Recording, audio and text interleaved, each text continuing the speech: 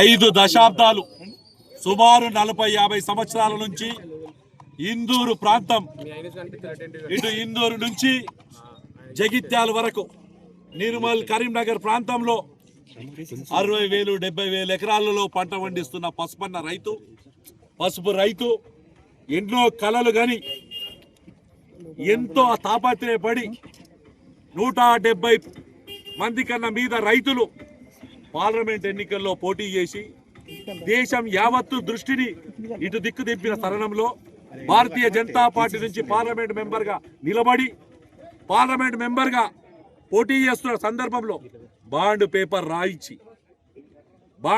రాయించడమే కాదు, దాని గురించి నిరంతరం వారు ఎంత కష్టపడ్డారో ఈ సందర్భం మనం గుర్తు చేసుకోవాల్సిన అవసరం.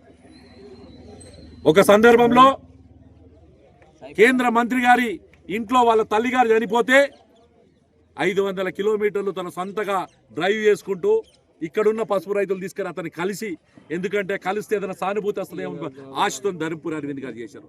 రెండో సందర్భం గుర్తు చేస్తున్నా, తన సొంత నానమ్మ చనిపోయిన సందర్భంలో కూడా ఆ రోజు ఢిల్లీలో ఉండి పసుపు రైతులు, ఎందుకంటే మీటింగ్ ఇంపార్టెంట్ మీటింగ్ ఉంది, తన నానమ్మను చనిపోయిన రోజు కూడా దహన సంస్కారాలు రాకుండా పసుపు బోర్డు తీసుకొచ్చేందుకు ధర్మపురి అరవింద్ గారు ప్రయత్నం చేశారు. ఎన్నోసార్లు ఇది నేను చెప్తున్నా, కొన్ని 2 నెలలు కాదు, 3 నెలలు కాదు, 4 సంవత్సరాల 6 నెలలు తను పసుపు బోర్డు కోసం ఎన్ని తిప్పలు పడ్డాడో. స్పైసెస్ బోర్డు తెచ్చినా ఇంకా ప్రజలకు తేవాలి, ఈ పసుపు బోర్డు ద్వారా ఈ ప్రాంతం అభివృద్ధి కోసం కృషి చేయాలి, రైతులకు ఇచ్చిన మాటను తప్పద్దు అని ఏకైక లక్ష్యంతో ధర్మపురి అరవింద్ గారు నరేంద్ర మోడీ గారి ఆశీస్సులతో ఇవాళ పసుపు బోర్డు తీసుకురావడం జరిగింది.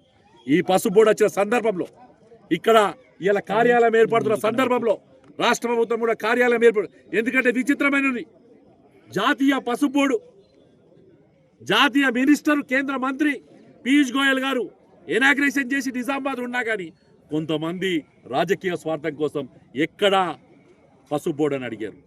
ఇవాళ చెప్తున్నాం, పసుపు బోర్డు మీరు గూగుల్లో కొట్టండి, ఇవాళ ఏర్పడుతుంది.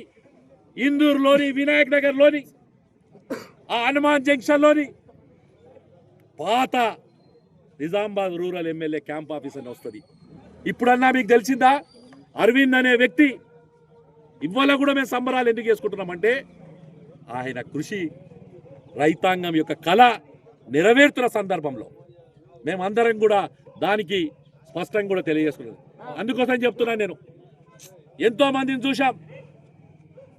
గాంధీ గారు స్వతంత్రం కోసం కొట్లాడారు, భగత్ సింగ్ గారు కొట్లాడారు, చంద్రశేఖర్జీ గారు కొట్లాడారు, అలాగే మందకృష్ణ మాదిగ గారు ఎంఆర్పిఎస్ కోసం కొట్లాడారు, ఆర్ కృష్ణయ్య గారు బీసీల కోసం కొట్లాడారు.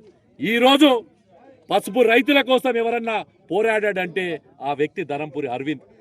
అలాంటి వ్యక్తికి మన అందరం కూడా ఈరోజు ఇక్కడ ఒక రైతులే కాదు, రాజకీయ పార్టీ నాయకులే కాదు, ఈ గంజు ఆ రోజు చిన్నపల్లి దొరసాని శీలం జానకీబాయి గారు 118 సంవత్సరాల కిందట 5 ఎకరాల్లో పాత గంజిలో ఒక గంట పెట్టింది. గంట కొడితే మన ప్రాంతంలో రైతులందరూ ఇవాళ 50,000 మంది రైతుల మీద బతుకుతున్నారు. భవిష్యత్తులో నేను చెప్తున్నా, 118 సంవత్సరాల కిందట శీలం జానకీబాయి ఏళ్ళ గంట పెట్టిందో ధర్మపురి అరవింద్ కూడా ఈరోజు పసుపు బోర్డు తెచ్చిన సందర్భంలో మనం గుర్తు చేసుకోవాల్సిన అవసరం ఉంది. ఈరోజు శీలం జానకీబాయిని చిన్నపల్లి దొరసానిగా మనం ఏ రకంగా అయితే గుర్తు చేసుకుంటామో ఈరోజు భవిష్యత్తులో ధర్మపురి అరవింద్ గారిని కూడా ఆ రకంగా గుర్తు చేసుకుంటాం. ఈ పసుపు బోర్డు వచ్చిన సందర్భంలో, కార్యాలయం ఏర్పడుతున్న సందర్భంలో ఇవాళ అడ్రస్ తెలియని చోటామోటా నాయకులు, ఏదో రాజకీయ పబ్బం గడుపుకుంటారు అనుకునే నాయకులకు కూడా అడ్రస్ అనేది మీరు ఇవాళ నుంచి గూగుల్లో కొట్టండి, మీకు తెలుస్తుంది. ముఖ్యంగా టీఆర్ఎస్ పార్టీ నాయకులకు నేను చెప్తున్నాను, మీరు రండి, కొట్టండి, దాంట్లోనే ఉంది. మీ ఆయంలో ఏర్పడ్డ రూరల్ ఎమ్మెల్యే క్యాంప్ ఆఫీస్ అది. రండి, వచ్చి అరవింద్ గారిని, పల్లె గంగారెడ్డి గారిని, రైతు బిడ్డ అయిన పల్లె గంగారెడ్డి గారిని ఇద్దరిని అభినందించాలని చెప్తూ ఈరోజు ఇక్కడికి వచ్చిన అమాలీలు కానీ, చాటవాళ్ళు కానీ, వ్యాపారస్తులు కానీ, దడువయోలు కానీ, లేదు భాజపా వివిధ శ్రేణులు కానీ, పసుపు రైతులు కానీ అందరికి కూడా భారతీయ జనతా పార్టీ తరఫున మనస్ఫూర్తిగా ధన్యవాదాలు తెలియజేసుకుంటున్నాను.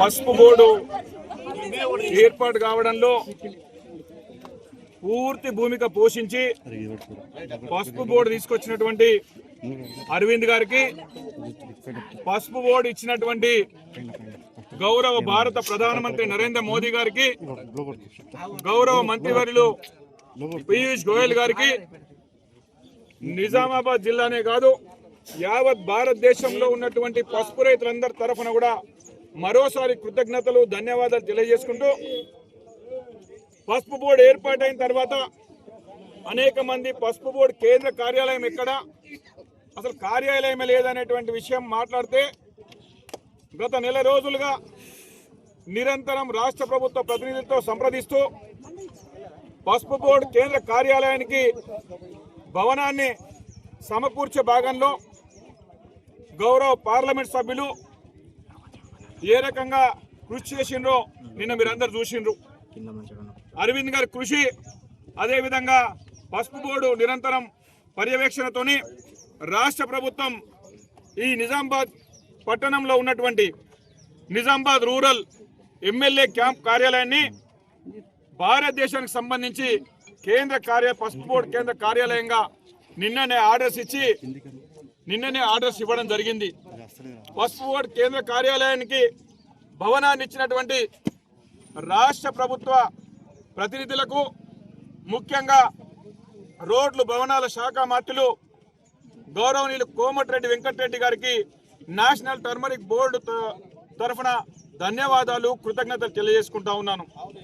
అదేవిధంగా ఈ పసుపు బోర్డు, నేషనల్ పసుపు బోర్డుకు బిల్డింగ్ రావడంలో సహకరించినటువంటి జిల్లా కలెక్టర్ గారు, ఆ స్థానిక శాసనసభ్యులు, అదేవిధంగా జేడీఏ అగ్రికల్చర్ కమిషనర్, అదేవిధంగా ఉన్నతాధికారులందరూ కూడా సహకరించడం జరిగింది.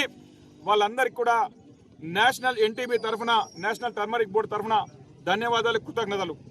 అనేక మంది అనేక రకాలుగా అవాకులు చవాకులు వెళ్ళిండ్రు. పసుపు బోర్డు ఎక్కడ, మీ కార్యాలయం లేదు, మీకు అది లేదు, ఇది లేదు. అరే, మీరు అనేక సంవత్సరాలు, దాదాపు 60 సంవత్సరాలు మీరందరూ కూడా అనేక రకాలుగా ఆలోచన చేసిండ్రు. మేము పోరాటం చేస్తామన్నారు, అన్ని ఎన్నికల్లో హామీలు ఇచ్చిండ్రు, ఏ ఒక్కరు కూడా దాన్ని నెరవేర్చలేదు. కానీ అరవింద్ గారు ఇచ్చిన మాట కట్టుబడి ఎన్నికల కంటే ముందు బాండ్ రాసిచ్చి, ఏ రైతు బాండ్ రాసి ఇవ్వమని చెప్పలేదు, ఏ రైతు సంఘం దగ్గర కూర్చొని బాండ్ రాసి ఇవ్వలేదు. రైతుల మీద ఉన్నటువంటి ప్రేమతోని, చిత్తశుద్ధితోని, కేంద్ర ప్రభుత్వం ఒత్తిడి తీసుకురావాలన్న సంకల్పంతోని బాండ్ రాసిచ్చి తన టర్మ్ పూర్తి కాకముందే భారత ప్రధానమంత్రి నరేంద్ర మోదీ గారి చేత అక్టోబర్ 4వ తేదీ 2023 నాడు పసుపు బోర్డు అనౌన్స్ చేయించి, ఆ తర్వాత నిజామాబాద్కి వచ్చి నిజామాబాద్ రైతుల సమక్షంలో మీ కోరిక మేరకు, మీ పార్లమెంట్ సభ్యుడి కృషి వల్ల మేము పసుపు బోర్డు ఇవ్వడం జరుగుతుంది. ఈ పసుపు బోర్డు వల్ల నిజామాబాద్ రైతులకే కాదు, యావత్ దేశంలో ఉన్నటువంటి పసుపు రైతులందరికీ కూడా మేలు జరుగుతుంది. కానీ ఈ పసుపు బోర్డు కేంద్ర కార్యాలయాన్ని నిజామాబాద్లో ఏర్పాటు చేస్తామని చెప్పి నరేంద్ర మోడీ గారు నిజామాబాద్ వచ్చిన సందర్భంగా గిరిరాజ్ కళాశాలలో రైతుల సమక్షంలో అనౌన్స్ చేయడం జరిగింది. ఎన్నికల తర్వాత పసుపు బోర్డు అనౌన్స్ చేస్తామని చెప్పిండ్రు, పసుపు బోర్డు ఏర్పాటు చేస్తామని చెప్పిండ్రు. ఎన్నికల తర్వాత దాదాపు 6 నెలల కాలంలో కేంద్ర ప్రభుత్వం పైన అనేక ఒత్తిళ్లు, ఒక దిక్కు మహారాష్ట్రలో భారతీయ జనతా పార్టీ గవర్నమెంట్, ముఖ్యమంత్రి, మంత్రులు, రెండవ దిక్కు తమిళనాడులో ఎన్నికల సందర్భంగా భారతీయ జనతా పార్టీ హామీ ఇచ్చింది, పసుపు బోర్డు ఏర్పాటు చేస్తామని, ఈ కేంద్ర కార్యాలయం మాకే ఇవ్వాలనేటువంటి తమిళనాడు ఒత్తిడి, ఈ 2 రాష్ట్రాల ఒత్తిడి ఉన్నప్పటికీ కూడా ఒక ఎంపీ నిజామాబాద్లో తాను గెలిపించినటువంటి ప్రజల కోసం మళ్ళీ నాపైన రెండోసారి కూడా నమ్మకం ఉంచి గెలిపించినటువంటి నా ప్రజలకు నమ్మకం నిలబెడతాననే సంకల్పంతో 2 నెలలు నిజామాబాద్కు రాకుండా, హైదరాబాద్కు రాకుండా ఢిల్లీలోనే ఉండి కేంద్ర కార్యాలయాన్ని కూడా ఇక్కడే అనౌన్స్ చేయిస్తూ జనవరి 14వ తేదీ సంక్రాంతి రోజు, రైతుల పండుగ రోజు ఇక్కడ బోర్డు ఫార్మేషన్ చేయడం జరిగింది. ఆ తర్వాత మేము అనేక ప్రైవేట్ భవనాలు చూసినాం, గవర్నమెంట్ భవనాలు చూసినాం. అన్ని చూసిన తర్వాత ఈ ఎమ్మెల్యే క్యాంప్ కార్యాలయం మనకు అనుకూలంగా ఉంటుందని చెప్పేసి రాష్ట్ర ప్రభుత్వానికి రాస్తే, రాష్ట్ర ప్రభుత్వం దానికి మాకు సహకరించి మా అందరి కృషి వల్ల, ముఖ్యంగా మా ఎంపీ గారి కృషి వల్ల ఆ కార్యాలయాన్ని మాకు కేటాయించినందుకు రాష్ట్ర ప్రభుత్వానికి, రాష్ట్ర ప్రభుత్వ ప్రతినిధులందరూ కూడా ధన్యవాదాలు చెప్తున్నాను. వారందరూ భవిష్యత్తులో కూడా పసుపు రైతుల కోసం, పసుపు రైతుల అభివృద్ధి కోసం, పసుపు రైతుల సంక్షేమం కోసం ఎంతవరకైనా వెళ్తాం. ఎవరితోనైనా మాట్లాడతాం, ఎవరితోనైనా పని తీసుకుంటాం, కలిసి పనిచేసి రైతుల సంక్షేమాన్ని దృష్టిలో పెట్టుకొని ముందుకెళ్తామని చెప్పి తెలియజేసుకుంటాం.